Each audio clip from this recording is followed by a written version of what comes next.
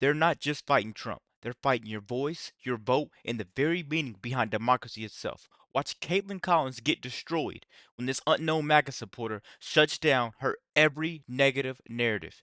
You guys gotta check this video out. My lead source tonight is Republican Senator Markwayne Mullin of Oklahoma, and I think that is the question. Do you feel like there's progress here that is going to end this government shutdown, and when? Yeah, well, I think the progress is actually political. I think this ends because the elections are over tomorrow night, right? You have the Virginia governor's race, you have New Jersey's governor race, you have the mayor's race that everybody's talking about. The Democrats that I've spoke with have been very clear that they want to open it back up. Schumer was afraid that they open it back up, that they would lose momentum in those races, that their voters would stay home, and they didn't think the optics were good for them to open it back up until after the election.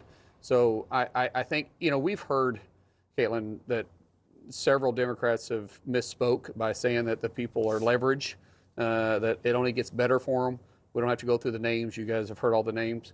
But at the end of the day, this has all been about politics. And so the political elections are over, and they're going to look for an off-ramp. The off-ramp is now. Yeah, and we'd heard Republicans say in previous shutdowns that shutdowns can be leveraged. J.D. Vance even said it when he was a senator here. But on that, I'm interested by that because some people heard, people say, well, once the No Kings protest is over, once this is over, then Democrats are going to cave. And they have not yet. No one has broken and voted yes. So why do you think Tuesday will be different? And first of all, we wasn't in a shutdown when Vice President JD said that. What he said is that election or shutdowns can be used as a leverage. There's no question. I'm just saying he argued for it. I know, but they're in a shutdown right now, and the Democrats, the number 2 Democrat in the House, Caitlin Clark, said that they're leverage. Senator Coons said there was a leverage. Bernie Sanders said they were leverage. I mean, they've had multiple people why they're in the shutdown and why people are going hungry, why people aren't being paid. You see the long lines throughout the airports. They're saying that. I think you guys need to pay attention here because he's saying the very, very quiet part out loud. The American people were used as leverage. They want to use you at home that's starving, some people that can't get the benefits that the government provide, people that are starving. They're not filling grocery shelves because they know you're not going to be shopping. They're using you as leverage. This is all timing to the election. That's very sad that the Democrats would stoop that low. Their leverage points. That's why I said that it was all about politics. Now, what the difference is, get to your question about no kings. No kings, going into that conversation, a lot of the Democrats thought that they would do that. Schumer had told them that he would allow them to vote the following week. After the rallies, though, I think you might even brought it up about in the Hill reported that the Democrats feel like now their neck is in a guillotine that they can't let up now.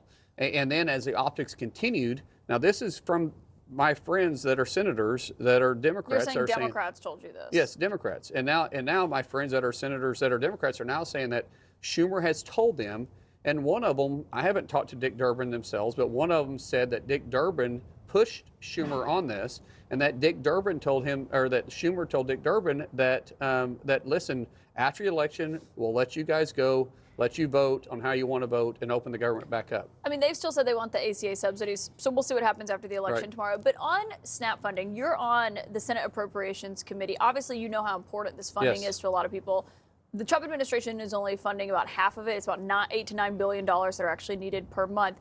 Do you believe that they should find those funds elsewhere, like they've done for paying the military, like they've done for the WIC program, to fund all of SNAP so it doesn't disrupt the program for people who need it so badly? There's a difference in the programs and the way they're funded. SNAP was a line item funding, and USDA, we didn't give the flexibility to react to it since it was funded at a certain set amount. You take DOW, Department of War now, and we give them a lot of money to build a flex in a time of emergency. Instead of just appropriating line for line on certain projects, we allow the flexibility in a case of emergency. So the Department of War was able to shift those funds because not paying the troops is an emergency. SNAP itself is very specific. I mean, you see how much we fund it. We debate on the amount to fund it every single year. And so that's why the courts were conflicting if the president had the authority or not to do this.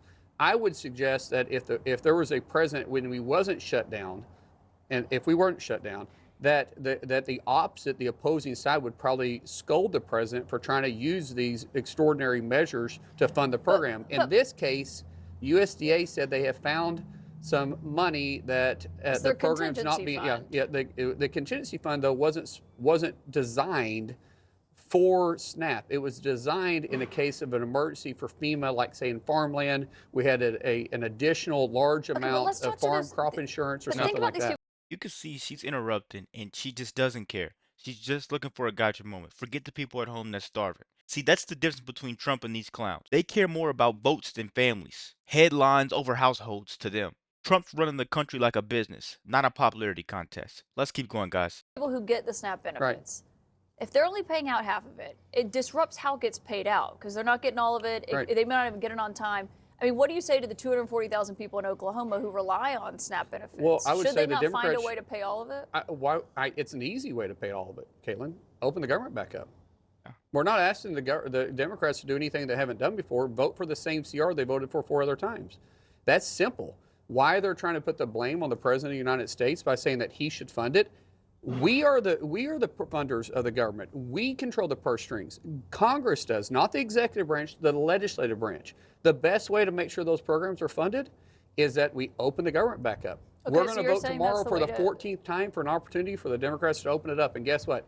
Not half, but 100% of the SNAP program would be funded if the Democrats voted yes. Well, and the president has started calling to get rid of the filibuster to basically bring this to an end. That was basically change the requirement of how many votes you need to get that passed. He said, get rid of the filibuster and get rid of it now. Senate Majority Leader John Thune says the votes are not there. Which one do you agree with? That's correct. The votes are not there to get to get away with the filibuster. I get people have a knee-jerk reaction and want to have extraordinary measures. The Democrats wanted to get rid of the filibuster. We wanted to get rid of the filibuster in the past. The truth is, it's there to protect. But if you look at the difference, why the Democrats want to get rid of the filibuster and why we do, we want to get rid of it, and the president wants to get rid of it so we can govern. When you start looking at the Democrats, what they would use it for is they would use it to pack the courts, because that's why they tried to get rid of it last time. They would use it to federalize the elections. They were open about that in 21, why they wanted to end a filibuster. They would go after fossil energy. They would go after making Washington, D.C. a state. There's a difference between the way we want to govern and the way they want to change politics. But when Democrats had the majority, they didn't get rid of the filibuster. So you're saying no. you want to keep the filibuster? I'm saying the filibuster has a place because we probably wouldn't. I mean, chances are we need to win elections all the time. But the truth is, we probably won't always be in the majority in the Senate. And when we're not in the majority, we enjoy the filibuster. Right, and that was Kevin Cramer's point. He basically said that had the filibuster been gone, that it would have benefited Democrats way more than it would have benefited 100%. Republicans. But there's an argument that the president is trying to make here is like, if we're going to be in a shutdown and be dysfunctional, if the Democrats are going to continue to be disruptive and put politics over the people, then we might just need to start looking at what the filibuster rules are. Maybe there's some opportunities for us to look at that limiting the filibuster. In the case, like just throwing some stuff out. But you're against that.